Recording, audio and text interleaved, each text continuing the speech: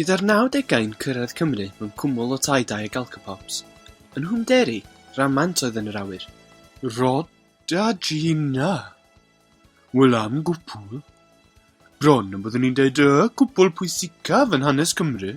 Cyflwynwyd Gina i'r gwylwyr fel chwaer slyti'r gymeriadau pobologaidd Eileen a Sally Mali, tra roedd Rod eisoes yn gweithio fel plismon yn y cwm.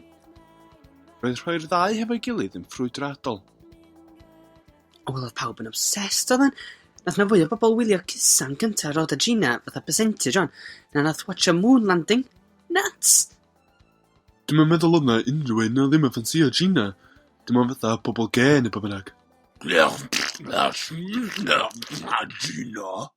Gyda poblogrwydd y cwpwl yn ddeuddiwedd, roedd y berthynas hyd yn oed yn ysbrydoliaeth ar gyfer Pobol y Cwm, The Musical, a reidwyd am wsos yn Eisteddfod Abergele 1995. Rwy'n hapus am dy gwmni yn Nghwmderi, ein cwmni. Yn anffodus, nid all unrhyw beth bara am byth. Doedd perthynas Gina a Rod ddim gwahanol. Gyda Rod yn ymadael y Nghwmderi gan gymryd ei merch, Gwen, bu cymeriad Gina trwy llawer o newidiadau yn cynnwys cyfnod dadleuol o ddwyn babis.